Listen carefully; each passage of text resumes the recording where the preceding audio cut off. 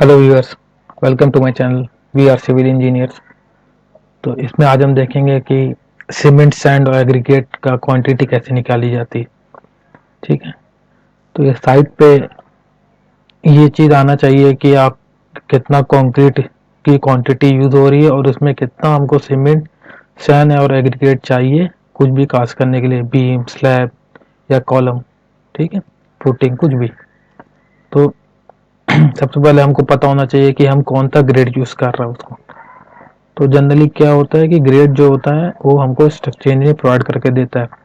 अगर structure engineer से नहीं है इतना कांटेक्ट में, तो आप एक जनरल बिल्डिंग के लिए जहाँ पे मॉडरेट कंडीशन रहता है वहाँ पे आप M25 लेके चल सकते हैं। ठीक है, अगर आप G+3 तक बनाते हैं तो आप M25 लेके कंसिडर कर सकते हैं। अगर आप सिर्फ ग्राउंड फ्लोर बना रहे हैं तो M20 में भी आप उसको बना सकते हैं। ठीक है, तो हम कंसिडर कर लेते हैं यहाँ पे कि हम जो हमारा जो कंक्रीट मिक्स यूज होगा वो M25 है। ठीक है, जिसमें M जो है हमारा मिक्स है और 25 जो हमारी है वो compressive strength in 28 days. Okay, तो M25 का जो हमारा सीमेंट, सैंड और एग्रीगेट का रेशियो होता है वो होता है 1:1:2। तो अलग अलग डिफरेंट डिफरेंट ग्रेड होते हैं। M10, M7.5 भी होता है, M15 भी होता है। तो जनरली हम M15 तक को PCC में यही यूज़ करते हैं। ठीक है, और उसके बाद M20-25 को हम RCC में, मतलब कि कॉलम, बीम, स्लैब या फिर स्टेयर या फिर फुटिंग डालने में यूज़ करते हैं। ठीक है, उसके ऊपर तो हमारा जो M25 ग्रेड का रेशियो होता है वो होता है 1:1:2।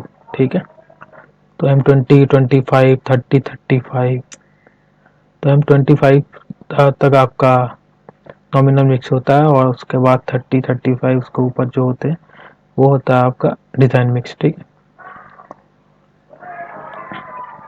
तो यहाँ पे हमारा जो स्लैब का वॉल्यूम, अगर हम कुछ स्लैब डिज़ाइन करने जा रहे हैं तो उसका जो साइज़ है वो है 3.34। तो ये लेंथ है। ठीक है, 2 मीटर उसकी विड्थ है या ब्रेथ मान लीजिए, चौड़ाई। ठीक है, और 0.15 मतलब 150 mm है। तो ये है आपकी उसकी थिकनेस। ठीक है, थिक।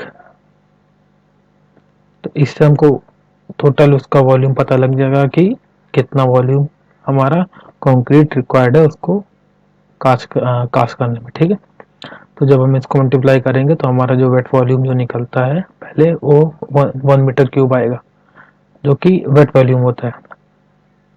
और ड्राई वॉल्यूम हमारा उसके बाद हमको फाइंड करना होता है। उसके लिए हम क्या करते हैं, उस वेट वॉल्यूम को 1.14 से इंक्रीज करते हैं। ठीक है, तो वेट 1.14 क्या होता है, इसमें क्या होता है, जो हमारा वॉइड्स होता है, जो परसेंटेज ऑफ वॉइड्स होता है, मतलब जो गैप होते हैं गिट्टी के बीच में जो आते हैं। तो जब हम छोटी 10 mm से कम साइज की अगर गिट्टी लेते हैं तो उसमें 20% होता है, और 10 या 20 mm से ज़्यादा लेते हैं जो कि हमको कोर्स एग्रीगेट जिनको बोला जाता है। ठीक है, तो 32 से 34% तक होता है आपका। जो तो टोटल उसका दोनों का परसेंटेज जो निकलेगा वो निकलेगा 54%। तो इसीलिए हम इसको 54 मान के चलते हैं। अब 1.14 क्या है, तो हमारा जो ड्राई वॉल्यूम होता है वो कैसे फाउंड होता है, वेट वॉल्यूम। आप ये इसको नोट कर सकते हैं, ये फॉर्मूला होता है आपको ड्राई वॉल्यूम निकालने का। तो wet volume plus 54% of wet volume. तो हमारा वेट वॉल्यूम जो निकला है वो 1 मीटर क्यूब है, ये देखिए यहाँ से। ठीक है, तो उसमें हम 54% ऑफ नेट वेट वॉल्यूम, तो 1 से इंटू कर देंगे। तो हमारा जो ड्राई वॉल्यूम निकल के आएगा वो 1.54 है, और इसको हम क्या करेंगे, उसको हम अपने वेट वॉल्यूम से मल्टीप्लाई कर देंगे। तो हमारा जो ड्राई वॉल्यूम निकलेगा वो होगा 1.54 M3। ठीक है, तो हमारा वेट वॉल्यूम था 1 मीटर क्यूब था, और हमारा जो ड्राई निकला 1.54। तो अब अगर आप मान लेते हैं कि 3 या 4 मीटर क्यूब आता है तो उसको सीधे हम अगर 1.54 से मल्टीप्लाई कर देंगे तब भी हमारा वॉल्यूम निकल जाएगा, जितनी हमारे स्लैब की वॉल्यूम क्वांटिटी रिक्वायर्ड है। ठीक है, तो यहाँ पे हो गया हमारा ये। Dry volume calculation. उसके बाद से हमारा क्या करना है, हमको क्वांटिटी ऑफ सीमेंट, सैंड और एग्रीगेट निकालना, तीनों की क्वांटिटी। तो इसके लिए क्या करना पड़ेगा, हमको निकालना पड़ेगा वॉल्यूम ऑफ सीमेंट। हम कैसे निकालेंगे, तो ये जो हमारा रेशियो था 1:1:2, तो ये होता है सीमेंट होता है, ये सैंड होता है, ये एग्रीगेट होता है, CSA, ठीक है। तो सीमेंट में तो हमारा है 1 है, और सम ऑफ रेशियोज कितना हो जाएगा, 4 है, ठीक है। 2 + 1 + 1, तो यहाँ पे वही किया हम लोगों ने। वॉल्यूम ऑफ सीमेंट जो है हमारा, जो रेशियो है 1 है, डिवाइडेड बाई 2 + 1 + 1, तो 4 हो जाएगा, मल्टीप्लाई बाई 1.54, जो कि हमारा वॉल्यूम, ड्राई वॉल्यूम निकला था टोटल। तो हमारा वॉल्यूम ऑफ सीमेंट जो निकलेगा वो निकलेगा 0.386 मीटर क्यूब। तो हमारा 1.454 मीटर क्यूब एरिया के लिए हमारी इतनी सीमेंट रिक्वायर्ड है, ठीक है। तो हम अगर उसको केजी में निकाल लेंगे तो हमारे लिए ज़्यादा आसान होगा, क्योंकि जो ऐसे जनरल जो मिलता है वो बैग में मिलता है, जो कि 50 केजी का बैग होता है, तो केजी में इजी हो जाता है। तो volume of cement in KG हो जाएगा हमारा। तो डेंसिटी ऑफ सीमेंट जो जनरल यूज में आती है, तो वो होती है हमारी 1440 केजी पर मीटर क्यूब, ठीक। अब अगर आप डिज़ाइन मिक्स पे जाते हैं, अगर ऐसा करते हैं, तो उसकी अलग आपको डेंसिटी ये सब देखना पड़ेगा, ठीक है। सारा ये सब जितना वेट है इसका जो निकालते हैं वो डेंसिटी पे डिपेंड करता है, ठीक है। लेकिन जनरल यूज बिल्डिंग के लिए, और जैसे आपको अवेलेबल मिलेगा शॉप पे, वो आपको जो मिलेगा वो इसकी डेंसिटी इतनी होगी या इसके आसपास होगी, उस पर लिखा भी रहता है, ठीक है। तो 1440 केजी पर मीटर क्यूब। अब हम क्या करेंगे, इसको जो हमारा वॉल्यूम ऑफ सीमेंट निकला था उसको हम मल्टीप्लाई करेंगे, तो हमारा आ जाएगा 556 केजी, ठीक है। तो एक बैग का सीमेंट का जो हमारा होता है 50 केजी का होता है, तो उसमें हम जब number of bag of cement निकालेंगे तो 556 डिवाइड करेंगे 50 से, तो हमारा आ जाएगा 11 बैग। तो 11 बैग सीमेंट हमको चाहिए 1 metre cube, sorry 1.54 metre cube casting के लिए, ठीक है।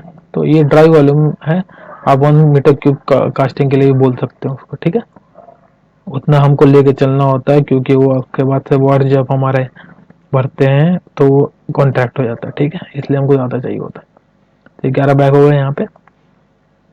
Calculation of quantity of sand. अब सैंड पे हम आ जाते हैं, हमने सीमेंट निकाल लिया, तो सिमिलरली हमको वॉल्यूम ऑफ सैंड निकालना है, क्योंकि आपका रेशियो जो था हमारा 1 था, उसका 1:1:2 था, तो सैंड का भी जो रेशियो आएगा वो 1 आएगा, divided by sum of all the ratio 1 + 1 + 2 multiply by dry volume, okay. तो ये भी आ गया 0.386 मीटर क्यूब।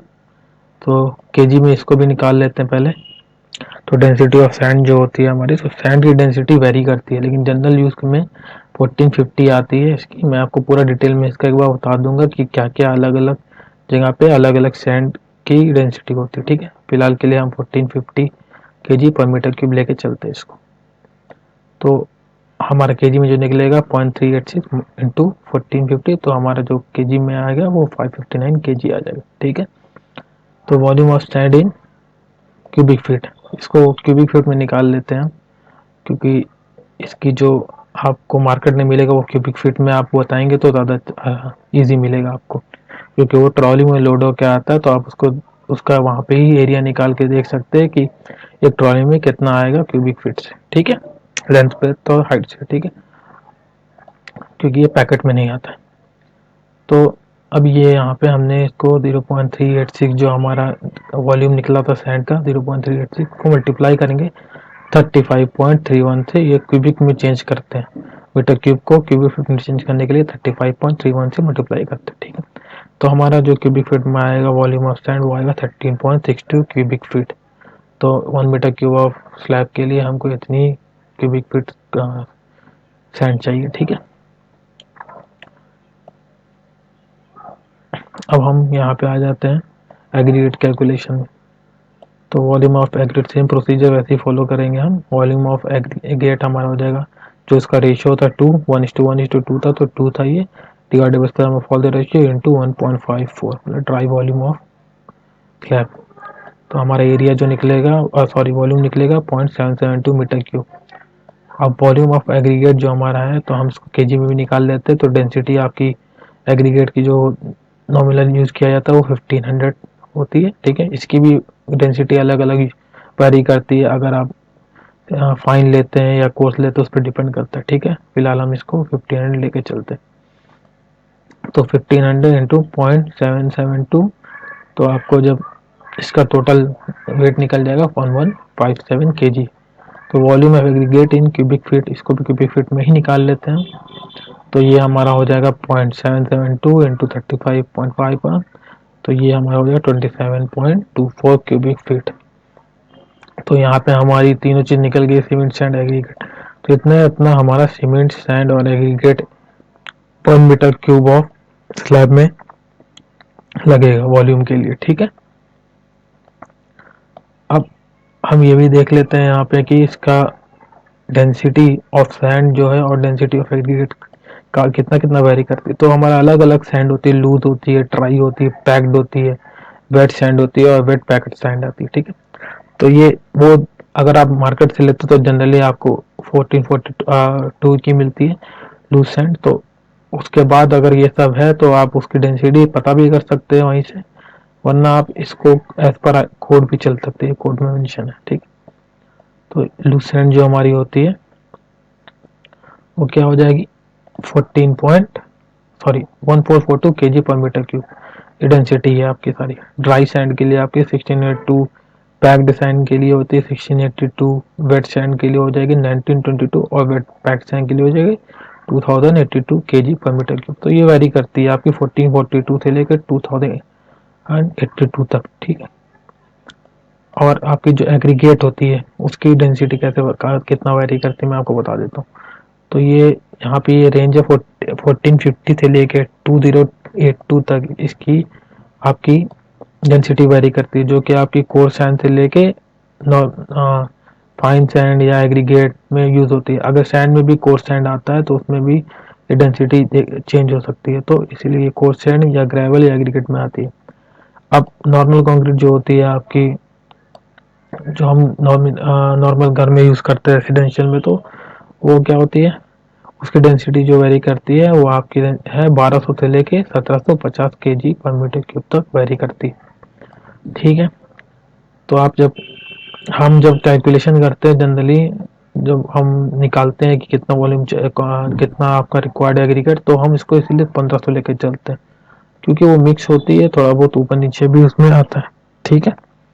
तो 1200 से 1750 तक वेरी करती है, तो हम जो लेके चलते हैं वो 1500 kg पर मीटर क्यूब तक लेके चलते हैं, अगर हमको उसकी डेंसिटी नहीं पता है, ठीक है। हमारा जो कोर्स होता है, तो कोर्स एग्रीगेट के लिए हम क्या करते हैं, तो कोर्स एग्रीगेट क्या होता है, जो हमारा 20 और 40 mm के आते हैं वो कोर्स एग्रीगेट में आते हैं, तो उसकी डेंसिटी जो वेरी करती है वो होती है 1200 से लेके 1450 kg पर मीटर क्यूब तक, ठीक है। वही फाइन एग्रीगेट जो हमारा 10 mm 12 mm का होता है तो उसको फाइन एग्रीगेट बोलते हैं, 20 mm से कम। तो उसकी जो डेंसिटी वेरी करती है 16 से लेके 1750, ठीक है। तो आपकी जितना एग्रीगेट साइज छोटा जाता है उसकी डेंसिटी बढ़ती जाती है, ये बात आपको ध्यान में रखना है, ठीक है। एग्रीगेट का जो साइज है वो बढ़ता जाएगा तो उसकी डेंसिटी वो जो होती है वो कम होती जाएगी, ठीक है। तो ये इतना है कि आपको एग्रीगेट का क्या क्या कितना कितना रेंज होती है, क्या क्या लेना है, ये दोनों है। आप इसको नोट डाउन भी कर सकते हैं, ये एज पर कोड है, ठीक है। और अगर आप चाहें तो इसके साथ आप वाटर सीमेंट रेशियो भी आप इसको निकाल सकते हैं, ठीक है। वाटर सीमेंट रेशियो आप कैसे निकाल सकते हैं, अगर आप कोड IS कोड 456 अगर आपको पता है तो यहाँ पे टेबल नंबर 5 पे ऑन पेज नंबर 20, ठीक है। तो यहाँ पे देखिए दिया हुआ minimum cement content, maximum water cement ratio and minimum grade of concrete for different exposure. तो ये 20 mm एग्रीगेट के लिए दिया हुआ, जो जनरल बिल्डिंग में यूज हो मिलते हैं आपको यहाँ पे। तो ये 20 mm के लिए है। तो यहाँ पे एक्सपोजर कंडीशन दिया है माइल्ड मॉडरेट। तो माइल्ड ये आपको place to place different different location पे होता है, ठीक है। तो जितना जैसे जैसे आपका एक्सपोजर बढ़ता है तो उसका कवर आपको ज़्यादा इंक्रीज करना पड़ेगा। तो 20 से फिर ये 25 भी 30 हो जाता है, फिर 35 होता है, फिर 40 होता है, फिर 75 तक भी कवर आपको एक्सट्रीम तक जाता है लेके, ठीक है। तो यहाँ पे क्या है, अगर आप प्लेन कंक्रीट है मतलब कि आप स्टील नहीं यूज कर रहे हो उसमें, तो जो हमारा मिनिमम ग्रेड होता है M10, M7.5, M5, M, तो इसको आप क्या कर सकते हैं, जो आप पीसीसी या फुटिंग की पीसीसी करते हैं तो जो बेड बनाते हैं उसमें आप यूज कर सकते हैं ये ग्रेड। तो उसमें जो सीमेंट वाटर सीमेंट रेशियो होता है वो 0.60 होता है। तो क्या होता है इसमें आपको 0.6 को आपको एक बैग ऑफ सीमेंट से मल्टीप्लाई कर देना है, ठीक है। तो 0.6, तो मेरा मतलब आप यहाँ पे अगर आएंगे तो एक बैग का जो होता है उसमें 50 केजी होता है, ठीक है। वन बैग में होता है आपका 50 केजी। तो आपका जो सीमेंट रेशियो आ जाएगा तो 0.6 इंटू 50 कर देंगे तो ये आपका कितना हो जाएगा, 0.6 इंटू 50 हो जाएगा 30 लीटर, ठीक है। तो 30 लीटर के आपको वहां पे पानी इसको यूज करना है, ठीक है।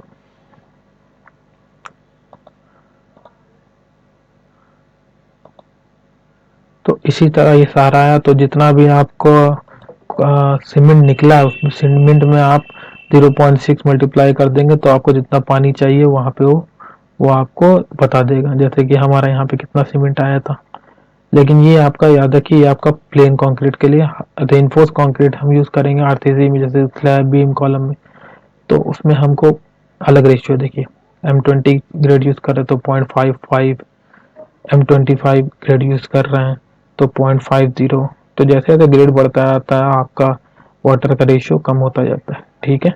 सीमेंट रेशियो कम होता जाता है, ये देखिए। तो M25 के लिए 0.50, ठीक है। तो ये आरसीसी के लिए हमारा, तो इसमें हम क्या करेंगे 0.50 से मल्टीप्लाई करेंगे।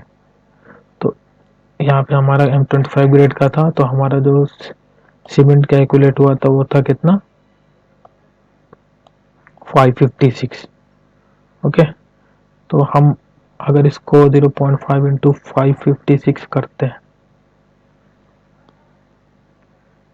0.5 इंटू 556 तो कितना आ जाएगा 278 लीटर, ये हो जाएगा, सॉरी, ठीक है। तो इतना आपका वाटर रिक्वायर्ड होगा, ठीक है। तो मिनिमम ऑलमोस्ट इतना पानी आपको लगेगा उसमें मिक्स करने के लिए, ठीक है।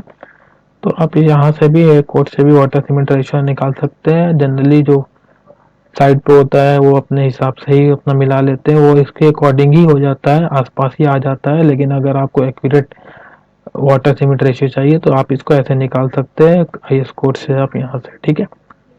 तो अलग अलग ग्रेड के लिए अलग अलग दिया हुआ, ये आरसीसी के लिए या प्लेन के लिए, ठीक है। तो आपका जो वेरी करता है 0.55 से 0.40 तक वेरी करता है। अगर मान लीजिए कि हम एग्रीगेट साइज जो है हमारा वो 20 mm से अलग होता है या 10 mm का होता है, तो हमको क्या करना पड़ता है, जो हमारा यहाँ पे मिनिमम सीमेंट जो आ रही है, ठीक है। तो जैसे कि यहाँ पे 300 है हमारा माइल्ड के लिए, क्योंकि मिनिमम इतना हमको सीमेंट चाहिए ही चाहिए 300। तो यहाँ पे जैसे कि हमारा कितना कैलकुलेट हुआ है, हमारा हुआ है यहाँ पे सीमेंट जो 556 1 m³ के लिए M25 ग्रेड में, ठीक है। तो 556 M25 ग्रेड में हमारा सही है, क्योंकि इसमें 300 कम से कम चाहिए, तो हमारा 556 है, तो हमको कोई परेशानी नहीं।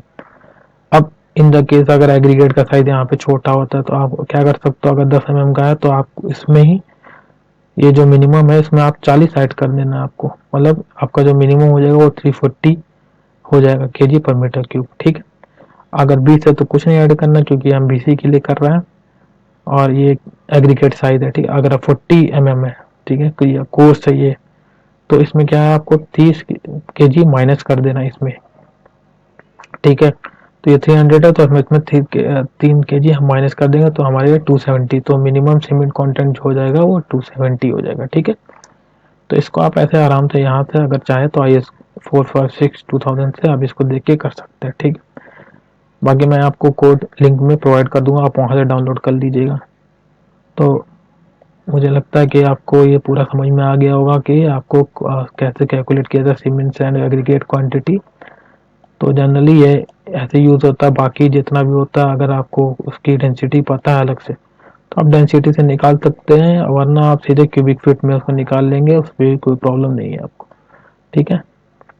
तो अगर आपको ये वीडियो अच्छा लगा है तो मेरे चैनल को आप सब्सक्राइब करिए। अब नेक्स्ट वीडियो में मैं इसका एक्सेल शीट पे बना कर डाल दूंगा और उसको कैसे कैलकुलेट किया जाता है एक्सेल शीट के थ्रू वो भी मैं आपको बता दूंगा। ठीक है, इसमें मैं आपको हिंदी में बता रहा हूँ। अगर आपको इंग्लिश में ये वीडियो चाहिए तो आप मुझे कमेंट करिएगा। मेरा एक और चैनल है जिसमें मैं इंग्लिश में स्ट्रक्चर से रिलेटेड वीडियो डालता हूँ, कनेक्ट सिविलियन, तो आप उसको भी चेकआउट कर सकते हैं। उस चैनल का भी लिंक मैं डिस्क्रिप्शन में डाल दूंगा।